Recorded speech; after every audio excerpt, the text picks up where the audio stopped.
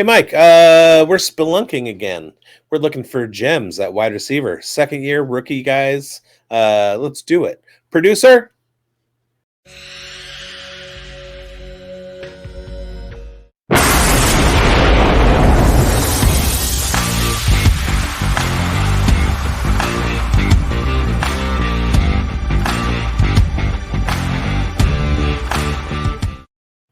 I am so happy. I am so happy. I'm watching NFL players play football right now.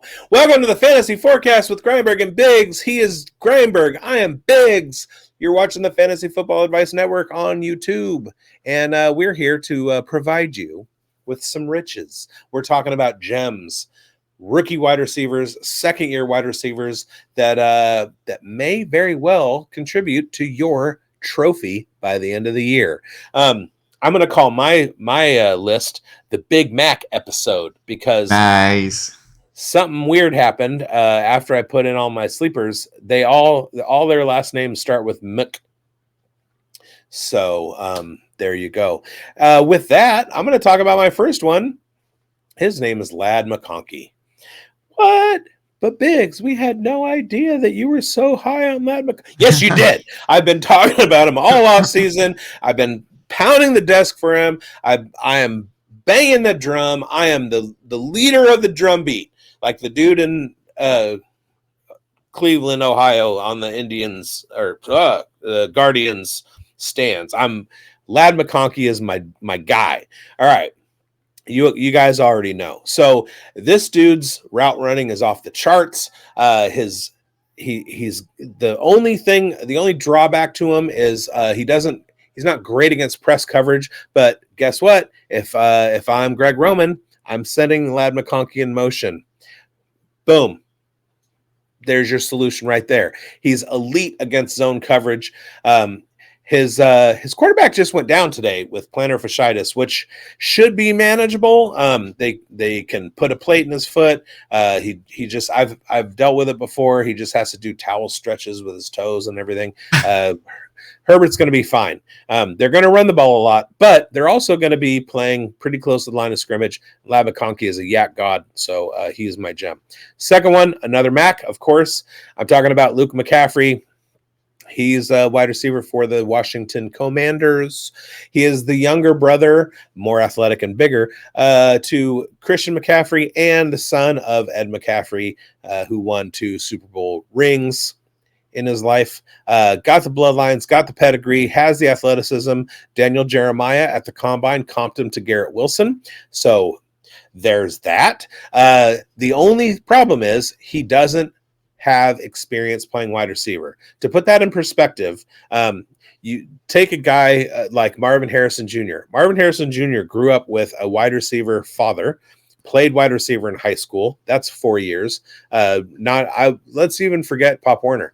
Played 3 years of wide receiver in college, and now he's entered. That's 7 years from high school to college of playing wide receiver. Luke McCaffrey has 2. So he doesn't have the experience with the route tree. However, he does have the athleticism. When he wins, he's going to do it with his athleticism, not his brain and knowing the position yet, but he's a work in progress. I feel like he is in a perfect position to develop a chemistry with Jaden Daniels, who's going to be throwing the ball a whole lot and be a good outlet for Jaden Daniels. Who are your gems, Mike? Well, I got a gem, and I'm going to start with the year 2 guy. I love my year 2 wide receivers, and I'm going to start with Josh Downs. And he is set to have a strong 2024, and here's why. After a really good, solid rookie campaign where he caught 68 passes for 771 yards, he played only 69% of the snaps. He showed his potential, especially in a pass-heavy offense impacted by injuries to Anthony Richardson and running back Jonathan Taylor. So what does that mean for 2024? They're going to be more run-centric. But Downs is a slot specialist. He excelled as the Colts' main slot receiver, ranking third in snap share across the league in the slot role. He likely will keep this role, which means he'll get plenty of chances to make plays, especially with a quarterback that loves quick, short throws, and he's going to be the safety blanket for Anthony Richardson on the scramble if he can't get those extra yards. He's got that breakout potential. He led the Colts in yards per route run and holding a solid 19% target share before his knee injury slowed him down. He is going to have that bigger role this year in that offense. It's going to be changing. Michael Pittman will still be very important, but Downs could become the top target, especially with the team shifting to a run-first approach. He's got the value. His ADP is sitting at wide receiver 64, and that just screams value to me. There's room to grow. So Josh Downs, promising rookie year, combined with changes in the Colts offense and his key role, makes him a standout pick. Grab him late in your drafts, and he'll be reaping the rewards with this gem. Now, Schultz, I think you have an opinion on Josh Downs. What do you got for us? Well, I hate the Colts, first of all, but I'm going to agree with you here. He definitely has. They built a connection, him and Anthony Richardson, like right away. I know Richardson's playing time and sample is pretty small, but it's definitely a thing. And when Minshew was in, he definitely favored Pittman, kind of like a quick read, just get it to him thing a lot there. Yeah, I just think that he's going to, you mentioned the snap share, playing time, yards per route run. I mean, you mentioned a lot of the things that I was going to, that I like about him. And you don't find dudes who are going to play this many snaps this late, and especially ones who look this good as a rookie. And he crossed that rookie threshold of what? Only 500-600 yards. That, like, if you can break five, I don't know, it's one of the two, 500 or 600 yards as a rookie. 600. Like, it's pretty indicative of success down the road. So yeah, love me some Josh Downs. Yeah, if you hit that threshold, it doesn't mean that you're going to be a star, but if you don't, it's more likely you're going to totally bust out. So yeah, love Josh Downs. All right, and then my next one there, Bigz, is another guy that has a really another guy. Yes, it's a guy. Here's a guy. No, he's a wide receiver. He's a rookie, and it's definitely one that you want to watch, especially early on in camp. He has got impressive college stats. I'm talking about Troy Franklin. And Troy Franklin, he had a standout season for the Ducks in 2023. 81 catches, 1,400 yards, and 14 touchdowns. He's proven he can make big plays and rack up the yardage. Solid metrics. His college numbers are strong. He's among the top in the class for converting the crucial first downs and has a high QB rating when targeted. These stats show he's a reliable and impactful receiver. He's a versatile playmaker. Franklin can line up anywhere on the field. Despite some so-so combine numbers, he's fast and versatile, able to play both outside and inside the slot. Team changes with big changes on the horizon, like Russell Wilson leaving and key players moving on, Franklin has a great chance to step up in Sean Payton's new roster, and it moves like this that I think is going to make his strength more pliable here. Big play potential. Franklin's speed makes him a threat, and long touchdown, big plays. For someone, he can take advantage of the mismatches with those explosive plays. He's going to have that draft stock. Even though it slipped, it still has a chance because he's got that opportunity to get in this lineup early and often. And I just love his metrics. So I'm very high on Troy Franklin in a wide receiver room that's potentially open here. Cortland Sutton did sign that extension the other day, which is good news for him. But I think Troy Franklin could carve out a role, and he's a gem that I got my eye on as a rookie headed into 2024. All right. He wasn't on my do not draft list last week? No, he wasn't. Okay. No. Okay. I'm going to pivot. I'm recalculating. My new gem is Colin Johnson. He's a wide receiver for the Chicago Bears, and apparently the Bears absolutely love throwing him the ball. So of course he's going to do great things, right? We're gonna have to re-record the quarterback episode to include Brett Rippon then. Okay.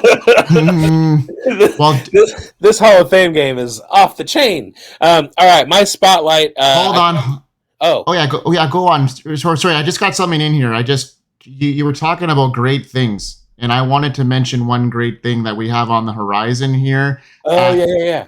FSAN, so Fantasy Sports Advice Network, and I just wanted to cover base on this because it is new and it is changing the game. Welcome to the new Fantasy Sports Advice Network, your ultimate destination for everything in fantasy sports and sports gaming. Escape the noise, the negativity of fantasy Twitter, Reddit. Say goodbye to the bots, the ads. Welcome to a space where genuine sports talk thrives. Immerse yourself in a new era of sports discussion. So it's a great platform to have social media without all the fluff. We have comprehensive coverage along 3 sports to start and more on the way. We got basketball, baseball, and football. We have interactive features like polls, classified ads for leagues. Tailor your feed for top-tier content from the creators that you follow. Articles, videos, podcasts, everything. You can get rewards. You're going to boost your game with expert advice, but also earn points, receive rewards like our Jersey leagues that you're going to be able to be a part of right away. Join the vibrant community of like-minded fans, share draft strategies, discuss winning tactics. This is where it's at. Fantasy Sports Advice Network. Let's go, Bigz. Who is your number one now? My number one is Tyler Bradley. Tyler Bradley is the founder of Fantasy Football Advice Network, Fantasy Sports Advice Network. And shout out for putting this project together, the FSAN and the app and everything. It's huge. All right. I told you it was my Big Mac episode. I already did McConkey and I already did McCaffrey. And now I'm talking about my spotlight. Jalen McMillan. Who's Jalen McMillan, you say? Jalen McMillan is a wide receiver for the Tampa Bay Buccaneers. Why does that matter? Well, because Jalen McMillan played for the Washington Huskies last year. Oh, I didn't know that. That's right, you didn't know that because he was injured for most of the year. Rome Odunze was the wide receiver 1, and everybody talked about him from the preseason on through the season. And Jalen Polk ascended the depth chart with McMillan's injury, and McMillan became the forgotten soul in that Huskies offense. So what does that mean for 2024? Well, in his junior year, 2022, Jalen McMillan led that wide receiver room of Rome Odunze and Jalen Polk in yards and touchdowns. Okay, so how did we forget him so quick? Well, now he's in Tampa Bay, and he is absolutely lighting up training camp. He's turning heads all over the place. Todd Bowles loves him. Baker Mayfield is like, he's legit. Quote, he's a stud. He loves Jalen McMillan and he loves throwing in the ball. Jalen McMillan is a dog when the ball's in the air. He uses his body to get position. He uses his hands to make the catch. He catches away from his body. He high points.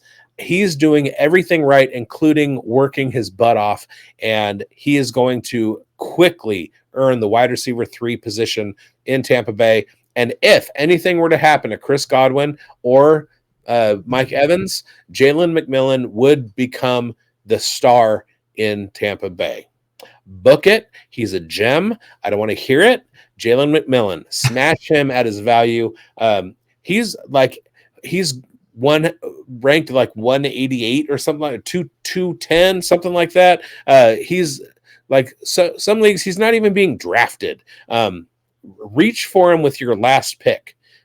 You'll be rewarded with gems and championships and so on.